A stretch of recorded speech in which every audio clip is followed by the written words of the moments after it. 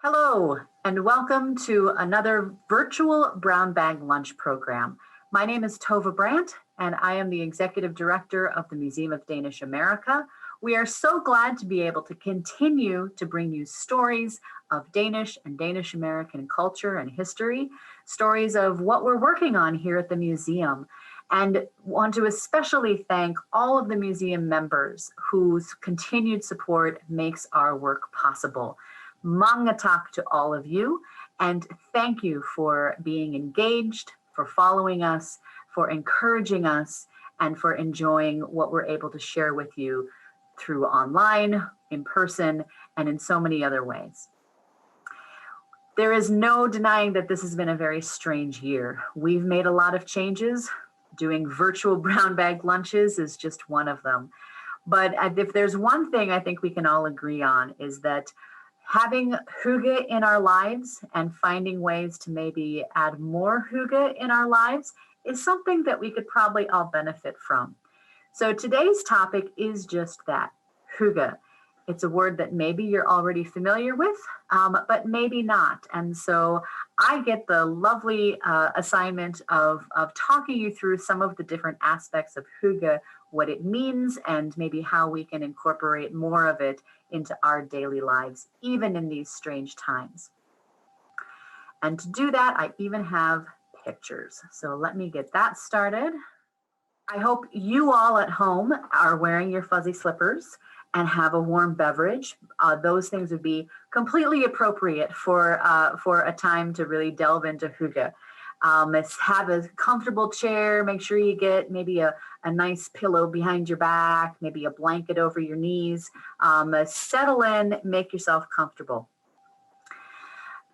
If we were talking about Hygge 5 or 6 years ago, probably not everyone would be familiar with this term. But about 3 or 4 years ago, there began to be a flood of English language books and articles about this Danish word, Hygge. And everything was written with the assumption that we would be happier and less stressed out if we were all better at Hygge. So today, we're going to dig a little deeper into Hygge and see where are there lessons that we can apply to our own lives. First of all, how do you say this word? I do not speak Danish, so the closest I can come is Hygge, which for American purposes, I'm just going to say is close enough, and we will ask forgiveness of our fluent Danish-speaking friends. If you want to turn this word into an adjective, just add li to the end, and you have hyggelig. Hygge is usually described as one of those impossible to translate terms. It lies somewhere in the middle of all of these other words: coziness, comfort, hospitality, contentment, belonging, mindfulness. And you can find Hygge with a group of people, and you can find Hygge all by yourself. In some ways, it's one of those, you know it when you see it. And so we're going to discuss some specific examples to try to get the common themes, and I think you'll get the idea.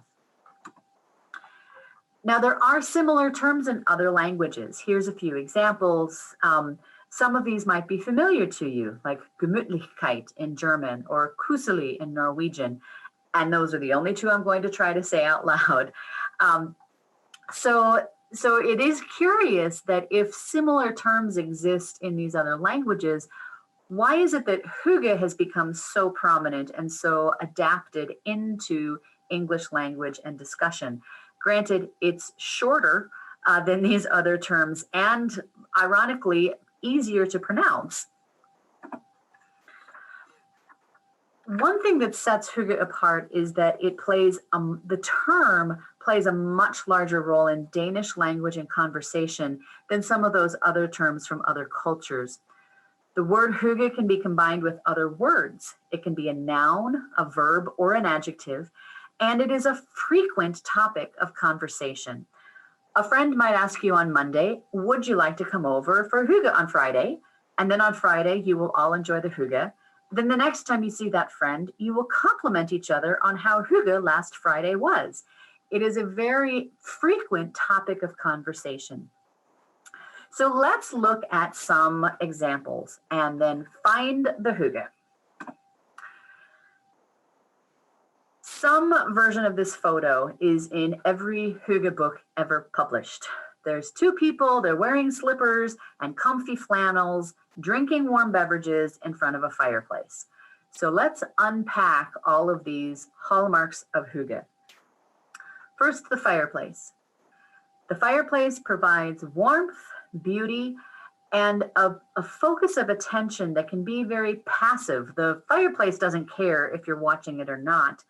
But for us as individuals, it's easy to zen out looking at a fireplace, and your companions usually don't get annoyed if you're looking at the fireplace instead of gazing deeply into their eyes.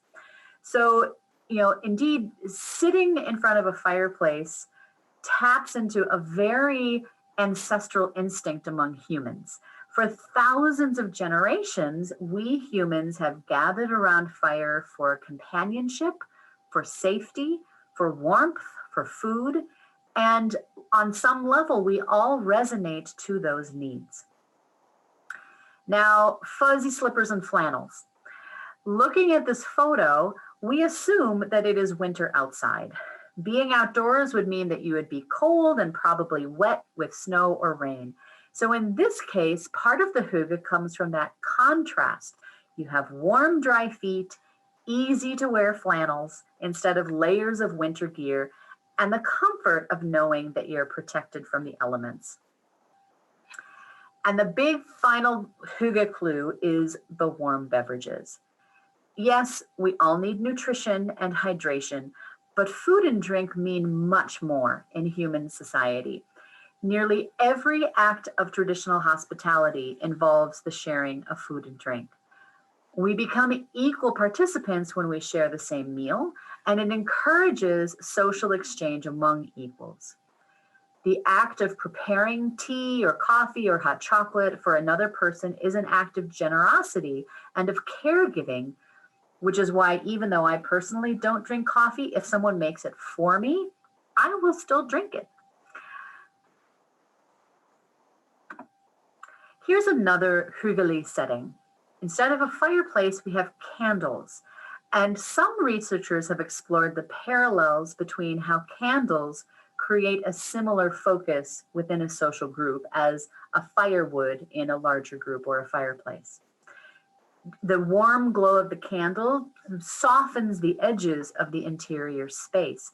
And just as we can gaze into the fire, it is socially acceptable to gaze toward the candlelight in the middle of a group of people.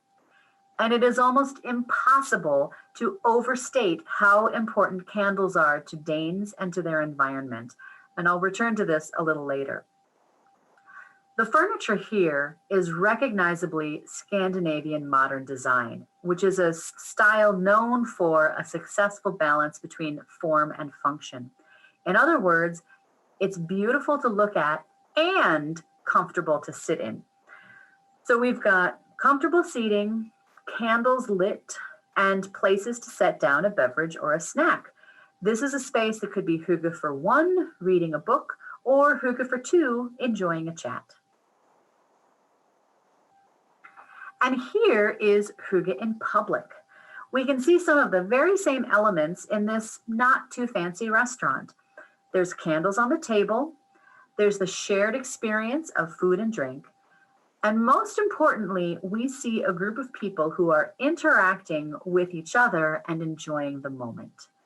And that's another key part of achieving hygge, being present in the moment, participating equally in creating that sense of a shared experience. We've all seen tables at restaurants where everyone in a group is just staring at their phones and no one's talking to each other. That's basically the opposite of hygge. And an interesting point about Danish restaurants and how they enable hygge is that you will never be hurried to finish your meal in a Danish restaurant. It's expected that if you eat out with friends, it will be a 2 to 3 hour event. Lingering over coffee and conversation is totally expected. And here's a setting for solo hygge. It's a comfy space, view out of the window, room for a book. You could probably nap here quite comfortably too. In an alcove like this, think again about the aspect of hygge that is the contrast to the outside. In this case, the nook represents a retreat from the daily chores of life and a space where that is recognized and encouraged. One more note about this setting is natural materials. Like much of Scandinavian design, an emphasis on natural materials, which could include wood, wool, leather, stone, things like that, that connects the indoors to the natural world. Speaking of natural materials, let's spend some time on wool. Natural materials could also include linen and cotton, but for classic hygge, especially in this season of the year, wool is the way to go. Warm and cozy is the key here, and giving ourselves permission to relax in the moment rather than stay literally buttoned up and starchly proper. If we dig a little deeper into the woolen wear, one could even add even more layers of hygge if these were hand knit. The act and craft of making something by hand can itself be a hyggely experience. There is a mindfulness to handwork as well as a tactile satisfaction of creating something yourself.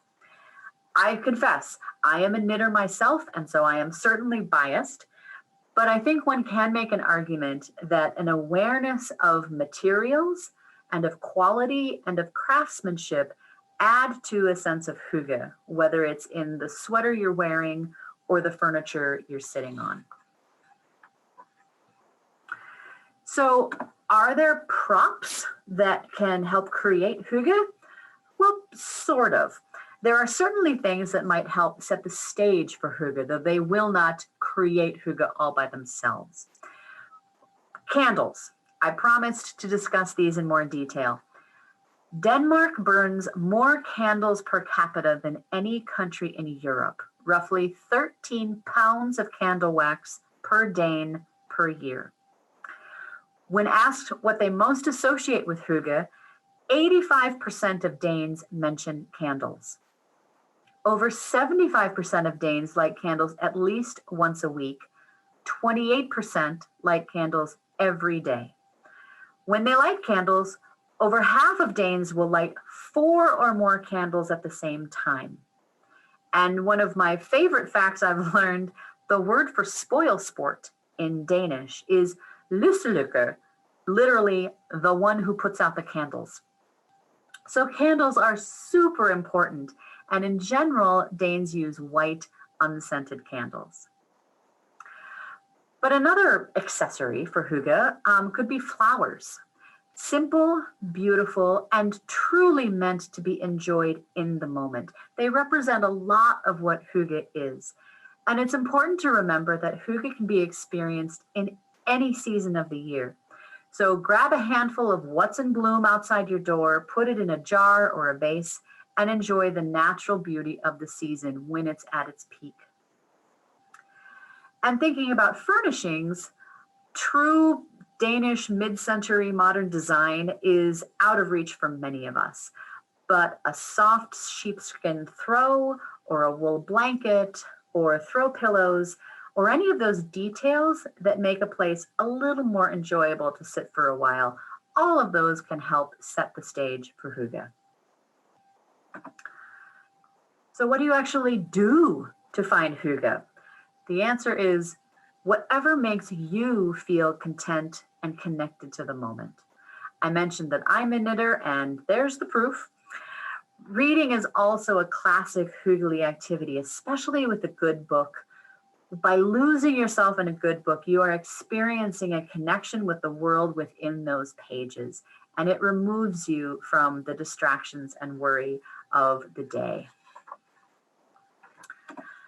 But part of hygge is also hospitality and shared experience. Some classic hygge moments for groups would be a family game night or a dinner party with friends. Now, we can't ignore the fact that planning and executing a dinner party takes quite a lot of work and a certain level of stress. That doesn't sound very Hygge, does it? Think of, for example, preparing a normal family holiday gathering. There's travel logistics, meal planning, preparing places for everyone to sleep. It can be a lot of work. The Hygge comes in when the preparations are done, everyone gathers, and the experience of being together can be enjoyed by everyone.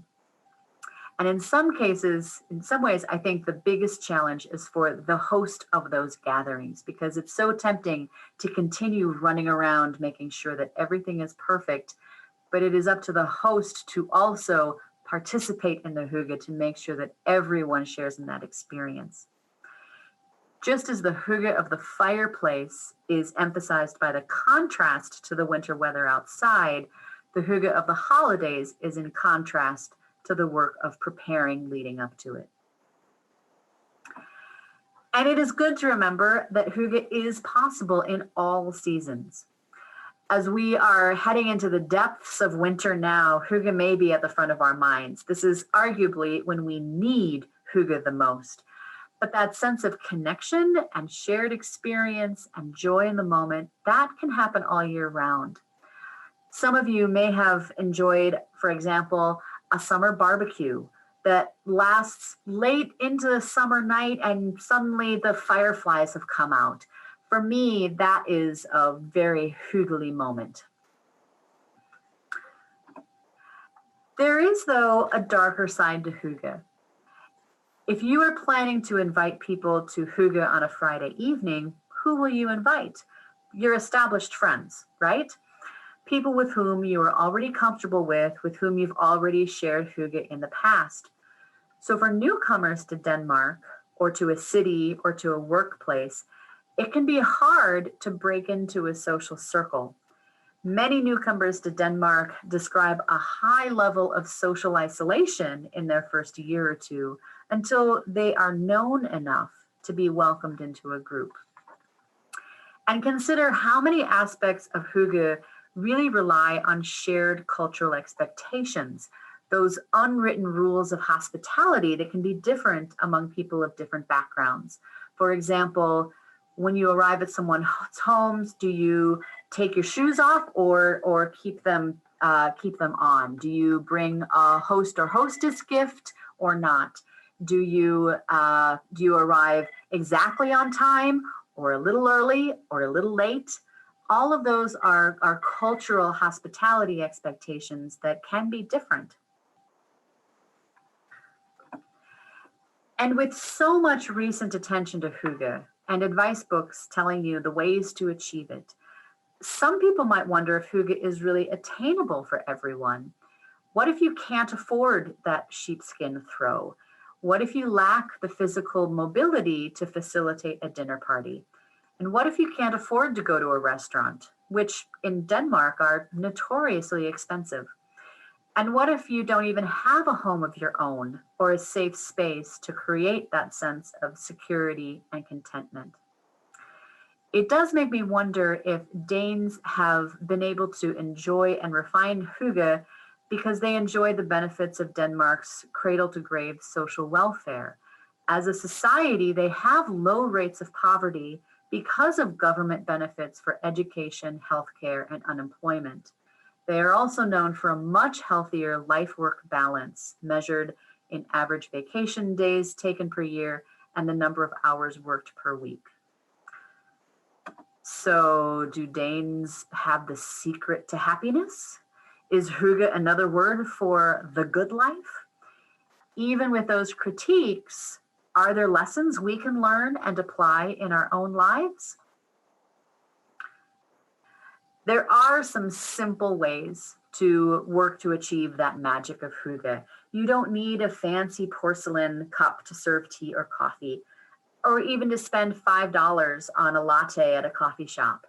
It's the act of gathering with others and sharing that moment. That's what creates the Hygge. And savoring what's in season. Ignore the blue and white porcelain. Concentrate on the strawberries. If it's strawberry season, enjoy the strawberries. If it's apple season, enjoy the apples. If you have a neighbor with a raspberry patch gone wild, then pick them yourself and enjoy what is fresh, what is available, and what is best savored right at that moment. I do still highly recommend candles, but it's the flame of the candle that is important. And the flame on a simple tea light or votive candle is just as compelling as the flame on an expensive beeswax pillar candle. Flowers, too, are also a simple way to celebrate the season with whatever is in bloom. But again, these tangible objects just set the stage for Hygge. They are not necessary, nor will they bring Hygge by themselves. Hygge is a state of being and a state of being with others. And in this season of the year and in these strange times, I hope that we all find ways to incorporate Hygge into our lives on a regular basis, that we find ways to reach out and teach others about Hygge and share that sense of belonging and mindfulness and contentment, and just look towards this new year of 2021 with optimism based on that knowledge that we can bring a sense of Hygge to ourselves and our loved ones. Best of luck with a Hyggely evening and Hyggely days ahead through this season and throughout the year. Thank you for joining us for this virtual brown bag lunch.